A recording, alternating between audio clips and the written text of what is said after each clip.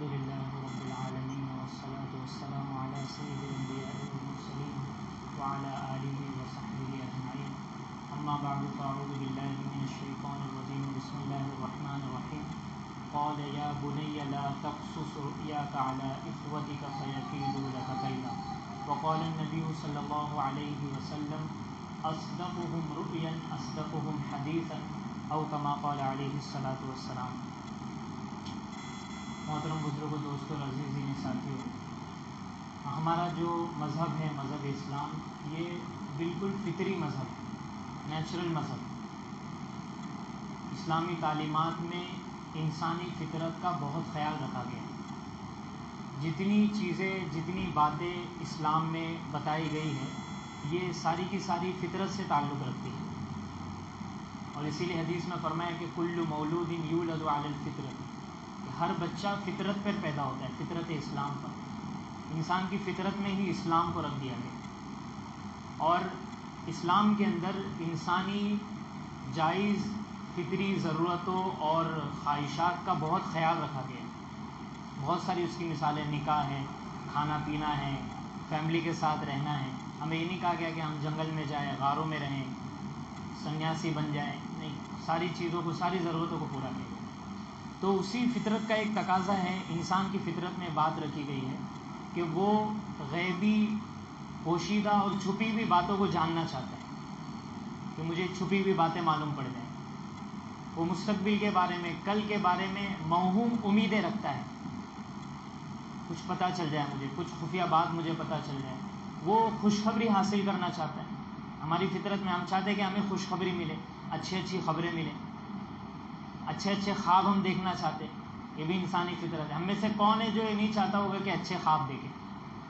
اور اچھے خواب ہی انسان کی کامیابی کے لیے بنیاد بنتے ہیں۔ آج جو بڑے بڑے لوگ دنیاوی اعتبار سے جو کامیاب ہیں، بڑے بزنس مین ہیں، ٹھیک ہے، بڑے انسان ہیں، لوگ عزت کرتے ہیں، بڑے بڑے عہدے ان کے پاس ہیں، تو کبھی کسی زمانے میں وہ چھوٹے انسان تھے۔ انہوں نے خواب دیکھا کہ ہمیں یہ بننا ہے، اور خواب دیکھنے کے بعد انہوں نے محنت کی اس کے لیے، اور پھر اللہ تعالیٰ نے ان کو وہاں تک پہنچا دیا۔ تو اللہ تعالیٰ نے ہماری اس فطری ضرورت کو پورا کرنے کے لیے خوابوں کا سلسلہ رکھا ہے۔ ویسے ہمیں خوابوں کی دنیا میں نہیں رہنا چاہیے، اور اپنی کاموں کی بنیاد خوابوں کے اوپر نہیں رکھنا چاہیے کہ ہر وقت ہم خوابوں میں ہی کھوئے ہوئے، میں نے یہ خواب دیکھا، اس کا کیا مطلب، میں نے یہ خواب دیکھا، اس کی کیا تعبیر۔ خوابوں کی دنیا میں نہیں رہنا چاہیے۔ خواب تو سچے بھی ہوتے، جھوٹے بھی ہوتے، اور خاص طور سے ہم جیسوں کے خواب، سچے خواب تو انبیاء علیہ الصلاۃ والسلام کے ہوتے تھے، یا جو نیک متقی پرہیزگار لوگ ہوتے ہیں ان کے ہوتے تھے۔ اور جو گنہگار ہوتے ہیں، جیسے ہم لوگ گنہگار ہیں، تو ان کے خواب بہت کم سچے ہوتے ہیں۔ اکثر جو ہے وہ گیس پیٹ میں ہو جاتی، اس کا اثر ہوتا ہے، یا کچھ اور ہی ہوتا ہے۔ تو خوابوں کی دنیا میں رہنا نہیں چاہیے، لیکن چونکہ خواب دکھتے ہیں، نہ چاہتے ہوئے بھی دکھ جاتے ہیں۔ خواب ہمارے ارادے میں تو نہیں ہے نا کہ ہم دیکھنا چاہے دیکھ لیں، ورنہ تو سب کو اچھے ہی خواب آتے ہیں۔ کبھی ڈراؤنے خواب بھی آ جاتے ہیں، کبھی اچھے خواب بھی آ جاتے ہیں، کبھی ہم اچھے لوگوں سے مل لیتے ہیں خواب میں، کبھی برے لوگوں سے مل لیتے ہیں، دشمنوں سے ہم مل جاتے ہیں۔ تو خواب ہمارے اختیار میں نہیں ہے۔ اب یہ خواب کیا ہوتا ہے؟ انسان یہ دنیا کے اندر، جس دنیا کے اندر زندگی گزار رہا ہے، اس کو عالم دنیا کہا جاتا ہے، جس میں ہم رہ رہے ہیں، زندگی گزار رہے ہیں۔ یہاں پہ خوشی بھی ہے، غم بھی ہے، سب کچھ ہے یہاں پر۔ ہم ہیں، ہمارے ساتھ دوسری بہت ساری مخلوقات ہیں۔ ایک ہے عالم آخرت، جو اس وقت موجود ہے، وہ پیدا ہو چکا ہے، مخلوق ہے، لیکن اس وقت ہم یہاں پہ رہتے ہوئے اس کو دیکھ نہیں سکتے، یہاں پہ رہتے ہوئے ہم اس کو محسوس نہیں کر سکتے، اپنی آنکھوں سے دیکھ نہیں سکتے۔ ہم وہاں جانا چاہے تو جا نہیں سکتے، لیکن وہ موجود ہے۔ اس کو کہا جاتا ہے عالم آخرت۔ اور اس میں ہم کب جائیں گے؟ یعنی انسان لوگ یہ قیامت کے بعد جائیں گے۔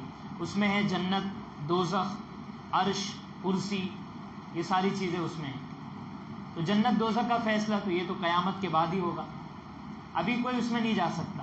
ہم جنت میں جا سکتے نہیں، تو یہ عالم آخرت ہے، اور یہ عالم دنیا ہے۔ اب عالم دنیا اور عالم آخرت دونوں بالکل متضاد ہے، دونوں میں کوئی مناسبت نہیں ہے۔ عالم دنیا یہ کثیف ہے، یہاں پہ اسباب ہے، اچھائی ہے، برائی، ساری چیزیں. اور عالم آخرت یہ لطیف ہے، اس کو محسوس نہیں کیا جا سکتا، اس کا تصور نہیں کیا جا سکتا، اس کو دیکھا نہیں جا سکتا، کوئی مناسبت نہیں ہے دونوں میں.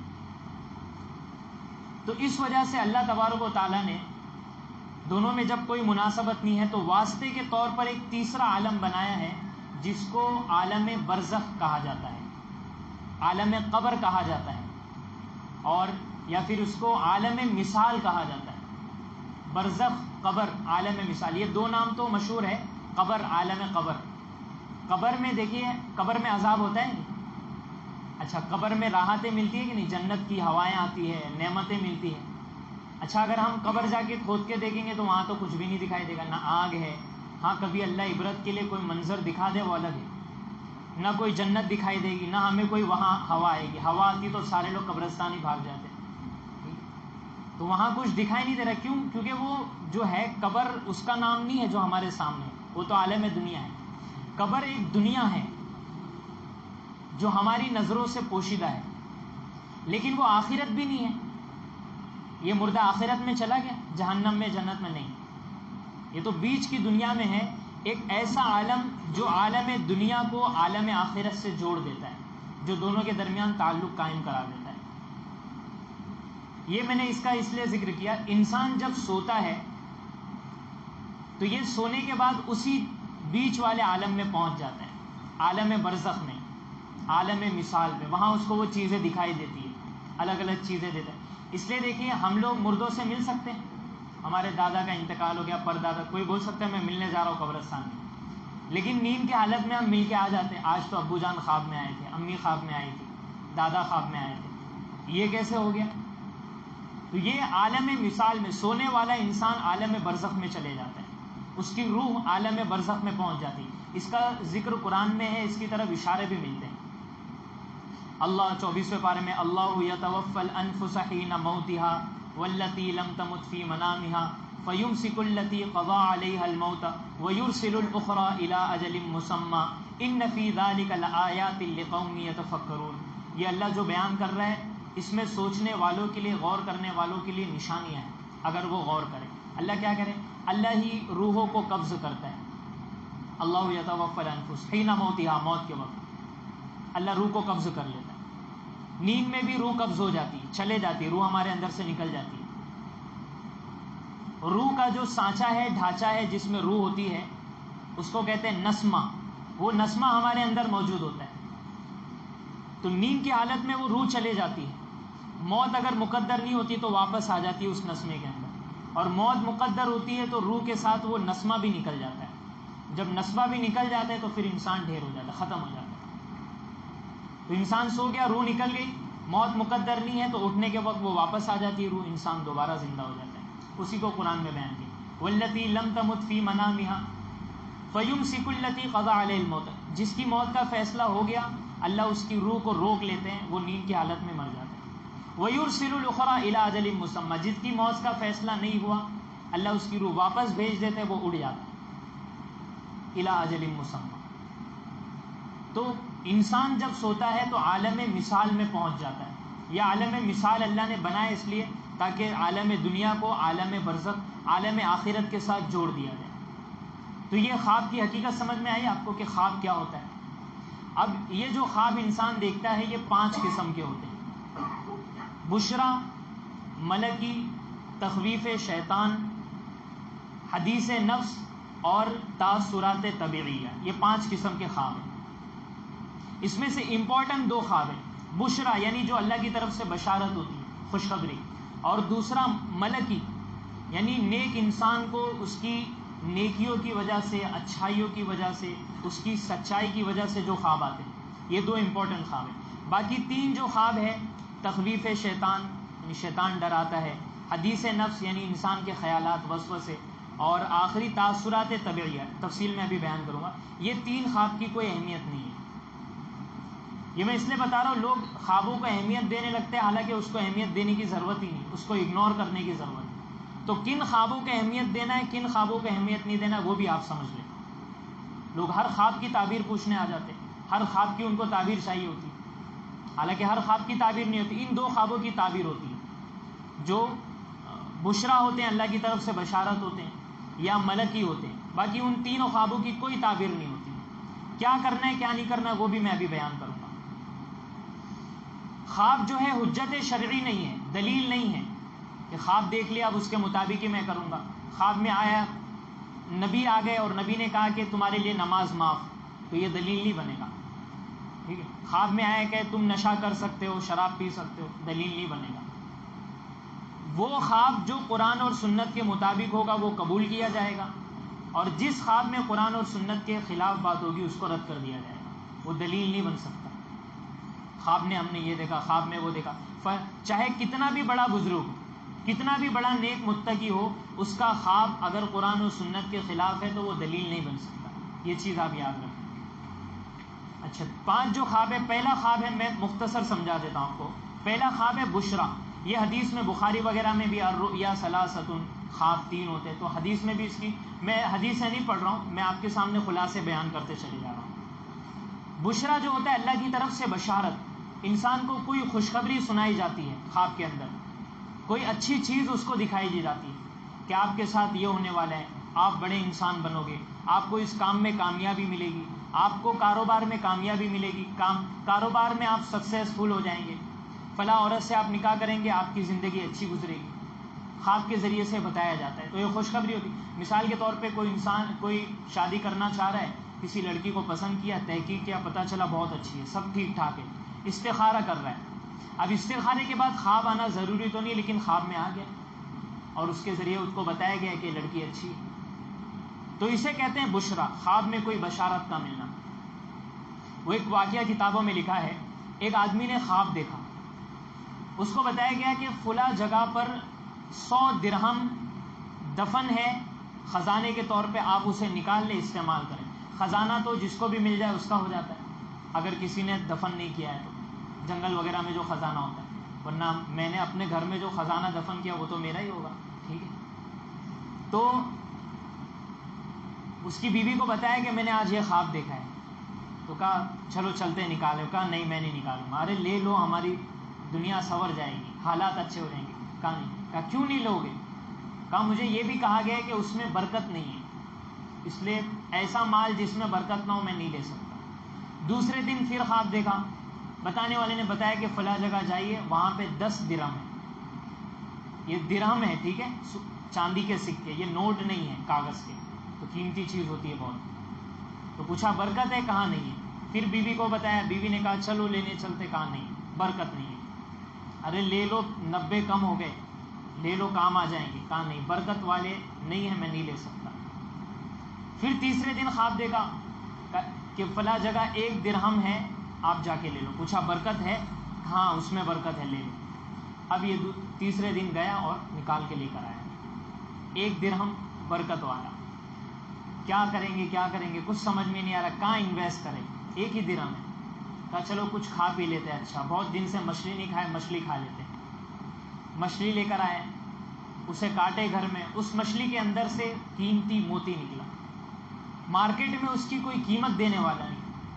بادشاہ کے پاس گئے، بادشاہ نے اس کی بہت بڑی قیمت لگا کے منہ مانگی قیمت دیا. اب یہ انسان عیش و آرام کی اس کی زندگی، بہت بہترین گھر بنا لیا، پوری زندگی کے لیے پیسے جمع کر لیا، راحت اور آرام.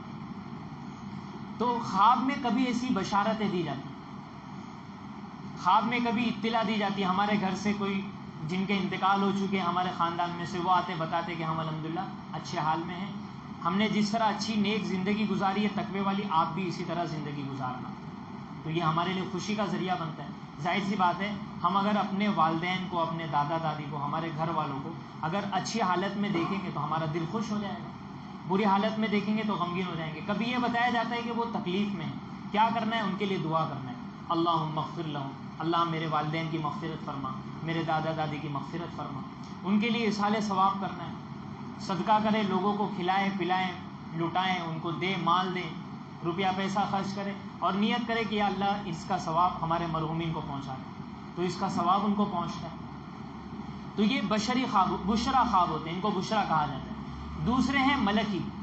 انسان جب نیک اعمال کرتا ہے، تقوی کے ساتھ زندگی گزارتا ہے، تو پھر اسے اچھے خواب نظر آتے ہیں. وہ چیزیں جو محسوس نہیں کی جا سکتی، جن کو کسی شکل میں نہیں دیکھا جا سکتا، اس کو انسان جو ہے خواب کے اندر کسی شکل میں دیکھتا ہے.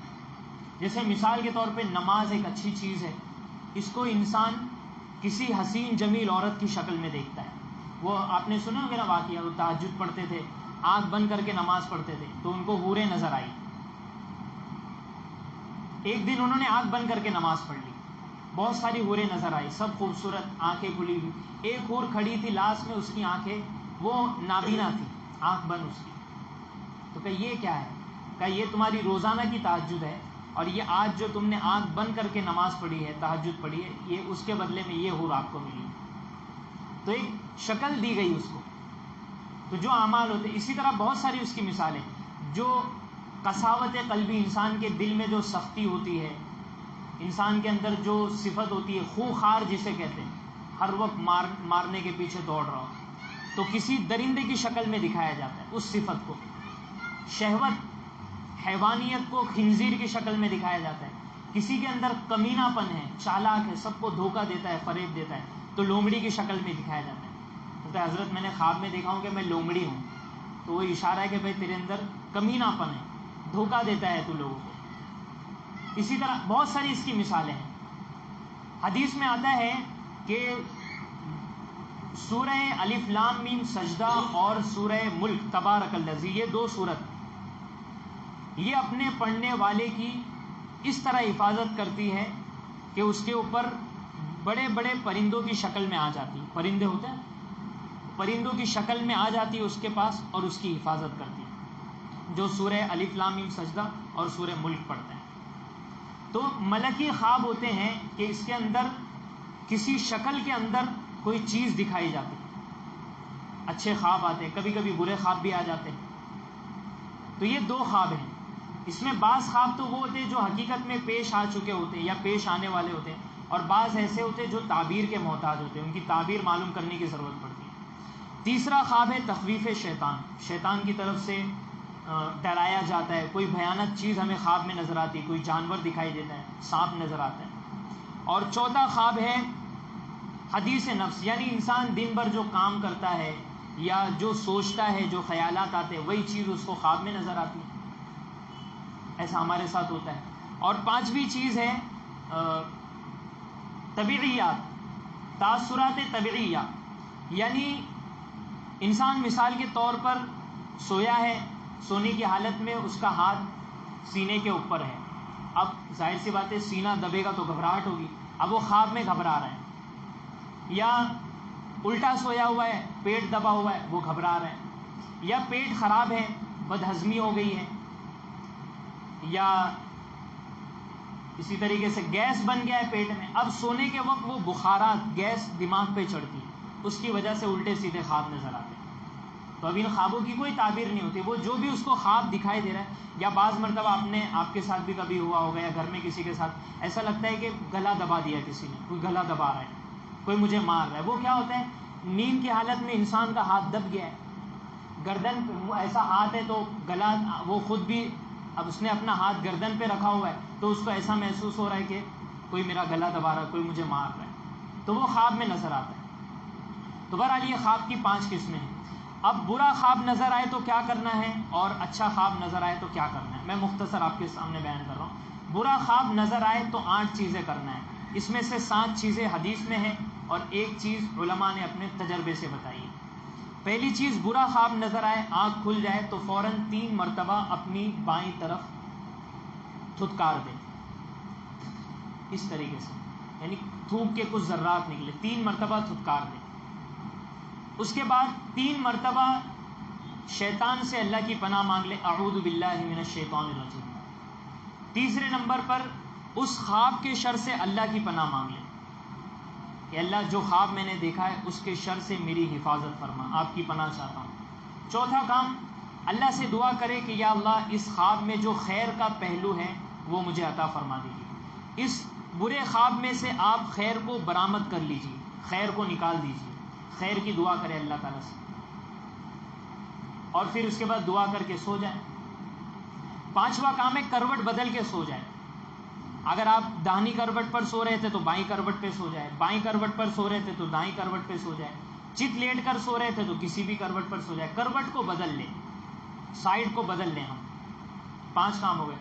صبح اٹھنے کے بعد چھٹا کام 2 رکعت نماز پڑھ لیں، 2 رکعت نماز۔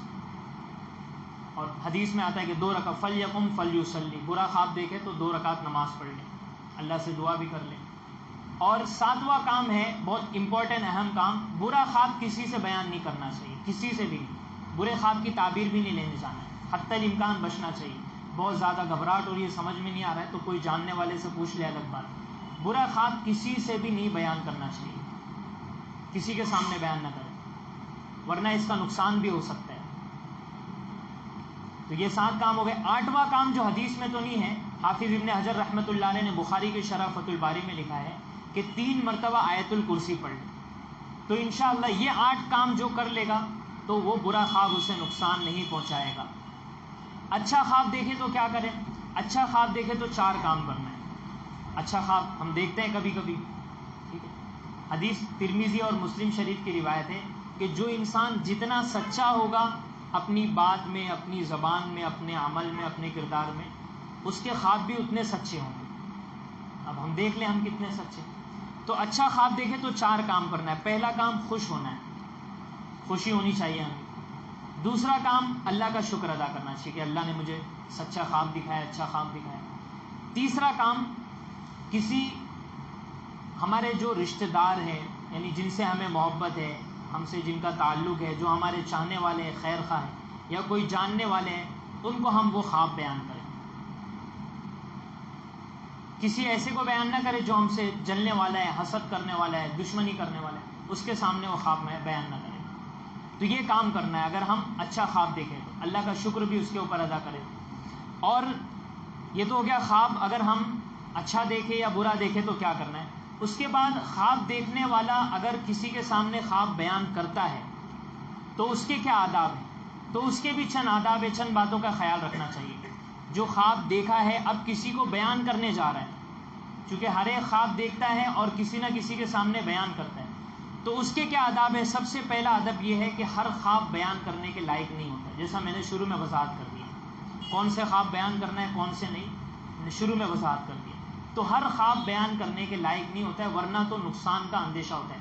حدیث میں آتا ہے کہ ہر خواب کسی کے سامنے بیان نہ کریں، اگر کسی کے سامنے بیان کر دیا ہم نے، اس نے جو بھی تعبیر دے دیا تو ویسا ہی ہو جاتا ہے۔ برا خواب ہے، ہم نے اس کے سامنے بیان کر دیا، اس نے اس کی بری غلط تعبیر دے دیا، خراب تعبیر دے دیا، تو اندیشہ ہے کہ اسی طرح نہ ہو جائے۔ تو ہر خواب بیان کرنے کے لائق نہیں ہوتا ہے۔ دوسری چیز، ہر ایک سے بیان کرنے کے لائق نہیں ہوتا ہے کہ ہم ہر ایک سے بیان کر رہے ہیں، کسی کو بھی ہم بیان کر دیں، مجلس میں بیٹھے دوستوں کے سامنے بیان کریں، بلکہ حدیث میں آتا ہے الا لبیبا او حبیبا الا عالما او ناصحا، یا تو اپنے کسی چاہنے والے کو بیان کرے یا ایسے کو بیان کرے جو سمجھدار ہو، ذی رائے ہو، عقل مند ہو، یا وہ عالم کو بیان کرے جو جاننے والا ہے، خواب کو سمجھتا ہے، خواب کی تعبیر جانتا ہے، او ناصحا، یا جو ہمارا خیر خواہ ہو، ہمارا بھلا چاہنے والا ہو، اس کو بیان کرے۔ تو یہ 2 چیزیں ہو گئی، ہر ایک کے سامنے نہ بیان کرے۔ اور جو خواب جس کے سامنے بیان کیا جا رہا ہے، جو خواب کو سننے والا ہے، اس کے لیے کیا آداب ہے، تو اس کے لیے بھی چند آداب ہیں۔ ایک ادب تو یہ ہے، یعنی ایک ادب تو سب کے لیے ہے جو سننے والے خواب، ہم لوگ ہمارے سامنے خواب بیان کرتے ہیں، ہمارے گھر والے ہمارے سامنے خواب بیان کرتے ہیں، تو ایک ادب تو کامن سب کے لیے ہے کہ ہمارے سامنے اگر کوئی خواب بیان کرے تو ہم اس کو دعا دیں، اچھی دعا دیں۔ نبی کریم صلی اللہ علیہ وسلم کے سامنے خواب بیان کیا گیا تو آپ نے دعا دی، خیرن تلقاہ وشرن تتوقاہ خیر لنا وشر علی اعدائنا والحمد للہ رب العالمین، یہ خواب جو تم نے دیکھا ہے یہ خواب تمہارے حق میں خیر کا ذریعہ بن جائے، یہ دشمنوں کے حق میں شر کا اور برائی کا ذریعہ بن جائے، ہمارے لیے خیر کا ذریعہ بن جائے، تمام تعریفیں اللہ کے لیے۔ حضرت عمر رضی اللہ عنہ فرماتے تھے کہ جب کوئی خواب تمہارے سامنے بیان کیا جائے تو سننے والے کو چاہیے کہ اسے دعا دے دے، خیر لنا و شر لأعدائنا، یہ خواب ہمارے حق میں شر بن جائے، یعنی دیکھنے والے کے حق میں، اور دشمنوں کے حق میں، بدخواہوں کے حق میں یہ خواب شر بن جائے۔ تو تو ایک کام یہ کرے، جو بھی ہمیں خواب بیان کرے تو ہم اس کو دعا دے دیں، ماشاءاللہ مبارک ہو، اللہ آپ کے لیے خیر کرے. عربی دعائیں نہیں پڑھ سکتے تو اردو میں دے دے، اللہ آپ کے لیے خیر کرے، اللہ آپ کو شر سے اور برائی سے بچائے. ایک کام یہ کریں.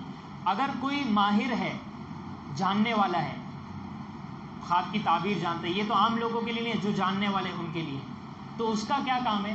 اس کا کام یہ ہے کہ پہلی چیز تو بھئی آپ دیکھ لیں واقعی میں ماہر ہے یا نہیں. اگر آپ ماہر نہیں، آپ کو تعبیر نہیں آتی ہے تو برائے کرم اللہ کے واسطے خاموش رہے، تعبیر بیان کر کے اس کو پریشانی میں نہ ڈالیں، خاموش رہے آپ. بھئی میں جانتا نہیں ہوں، اللہ آپ کے ساتھ خیر کرے، عافیت کرے، آپ کوئی جاننے والے کے پاس جائیں، منع کر دیں. اگر تعبیر جانتے ہیں، ماہر ہے تعبیر کے، تو ان کا کام یہ، ان کا ادب یہ کہ تعبیر بیان کرنے میں جلدی نہ کریں، تعبیر بیان کرنے میں جلدی نہ کریں، سوچ سمجھ کے آرام سے تعبیر بیان کریں. چوتھا کام کہ جو خواب بیان کرنے والا ہے اس کے پورے احوال معلوم کر لے. خواب دیکھنے والا کون ہے؟ کبھی کیا ہوتا ہے، جو خواب دیکھنے والا ہے وہ خود بتا دیتا ہے، ملنے آ جاتا ہے، کبھی فون کرتا ہے، کبھی میسج کرتا ہے، کبھی یہ ہوتا ہے کہ وہ خط بھیج دیتا ہے، کبھی یہ ہوتا ہے اپنے بھائی کو بھیج دیتا ہے، خود نہیں وہ آیا. ٹھیک ہے، تو خواب دیکھنے والا کون ہے، کس نے دیکھا ہے، وہ کیسا ہے، اس کے بارے میں ہم تفصیلات معلوم کر لیں. یعنی جو تعبیر، آپ حضرات نہیں، عوام نہیں، جو تعبیر بتانے والے ہیں ان کے بارے میں یہ تو معلومات کے لیے میں آپ حضرات کو بتا رہا ہوں کہ یہ چیزیں ہمیں معلوم ہونی چاہیے. لوگ جو ہے کوئی بھی تعبیر، اب تو آج کل کیا فیشن چل رہا ہے، گوگل پہ لوگ سرچ کر رہے ہیں، یوٹیوب پہ نکال رہے ہیں، اور خود اپنے خواب کی تعبیر خود دیکھ رہے ہیں، کتابیں پڑھ کے تلاش کر رہے ہیں، یوٹیوب پہ دیکھ رہے ہیں. ہاں سانپ دیکھے تو سانپ کا مطلب دشمن ہو گئے میرے دشمن. تو لوگ اپنی تعبیر خود نکال رہے ہیں. جو خواب کے تعبیر کے ماہرین ہوتے ہیں، آپ دیکھیں ان کے لیے کیا کیا شرطیں ہیں. ابھی میں ایک دو واقعے بھی بتاؤں گا، اس سے آپ کو سمجھ میں آئے گا. تعبیر دینا کوئی آسان کام نہیں ہے، ہر ایک کا کام نہیں ہے.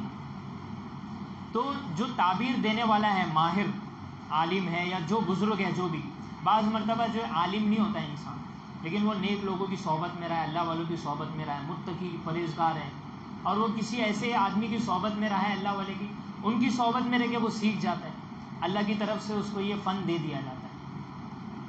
حضور صلی اللہ علیہ وسلم خواب کی تعبیر کے ماہر تھے، حضرت یوسف علیہ السلام ماہر تھے.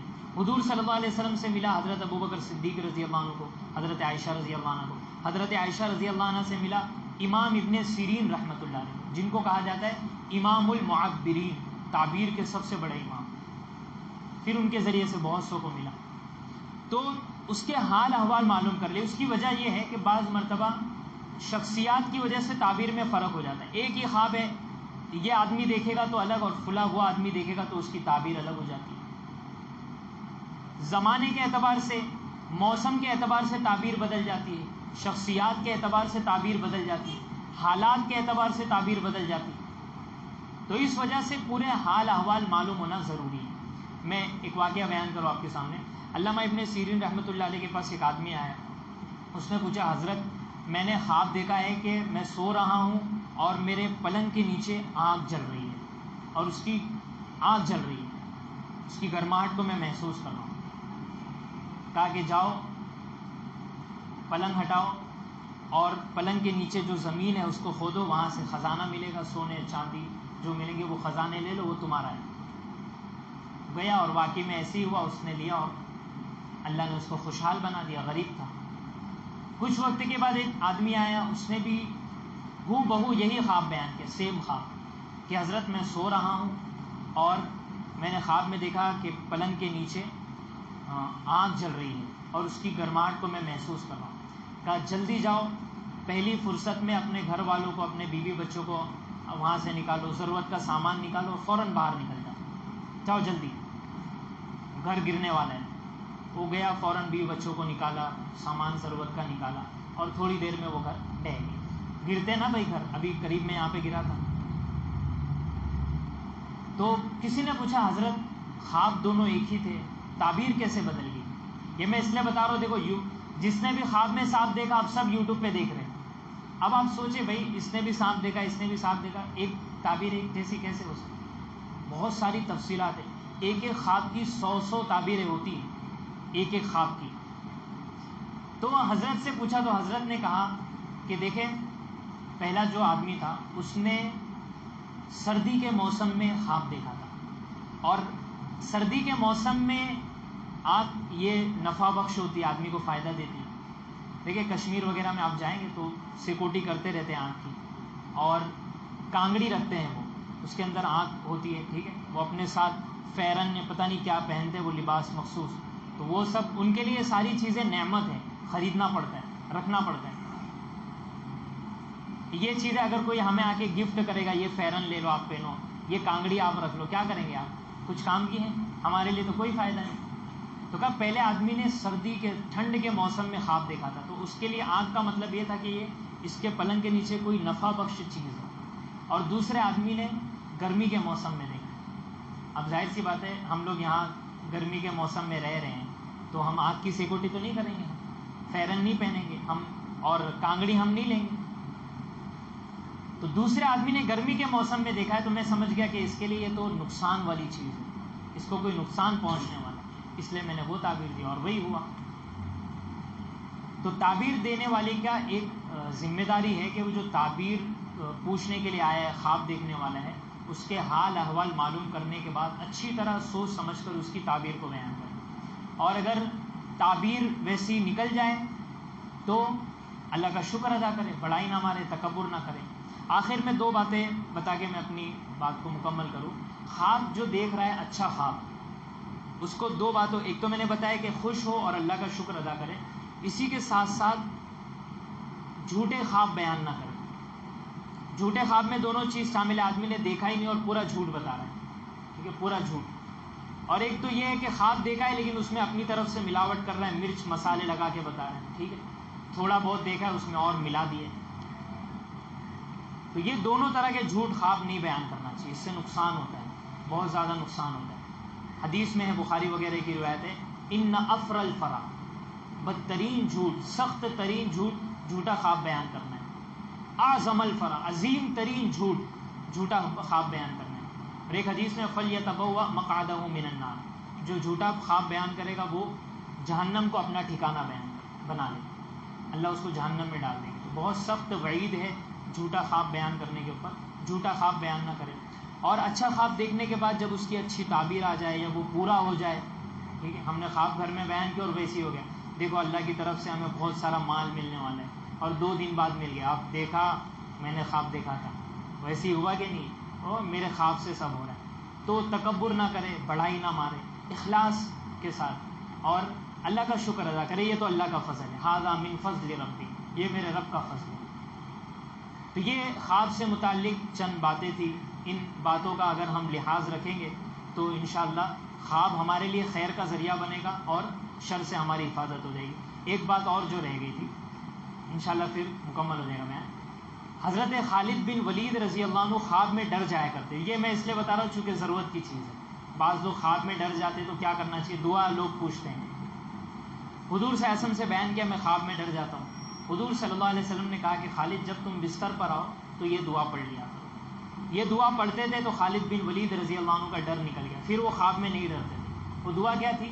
بسم اللہ اعوذ بکلمات اللہ التامہ من غضبہ وعقابہ وشر عبادہ ومن ہمزات الشیاطین وان یحضرون. یہ انشاءاللہ جس کو چاہیے تو لکھ کے دے دی جائے گی یا واٹس ایپ پہ بھیج دی جائے گی. تو یہ دعا پڑھنے سے ان کا ڈر نکل گیا. تو جب بھی کسی کو برے خواب آتے ہیں، ڈراؤنے خواب آتے ہیں، تو سونے سے پہلے یہ دعا پڑھ لیا کرے. اچھے خواب کے لیے بھی حدیث میں ایک دعا ہی ہے کہ اللہم انی اعوذ بک من سیء الاحلام. وہ بھی دعا ہے، بہت بہترین دعا ہے کہ اللہ برے خواب سے میری حفاظت فرما. اللہم مجھے اللہ ایسے خواب دکھا جو نفع مند ہو، جو اچھے ہو، نیک صالح ہو. یہ دعا کرے. اللہم ارنی فی منامی ما احب، اللہ مجھے ایسے خواب دکھا جسے میں پسند کروں. تو جسے یہ دعائیں پڑھنے کا اہتمام کرنا چاہیے. اس سے اللہ تعالیٰ ہماری برے خواب سے حفاظت فرمائیں گے اور اچھے خواب ہمیں نظر آئیں گے، اور وہ خواب جو ہمارے لیے نفع کا، فائدے کا ذریعہ بنیں گے، وہ خواب ہمیں نظر آئیں گے. اللہ رب العزت ان باتوں کو سمجھنے کی اور ان پر عمل کرنے کی توفیق عطا فرمائیں. وآخر دعوانا ان الحمد للہ رب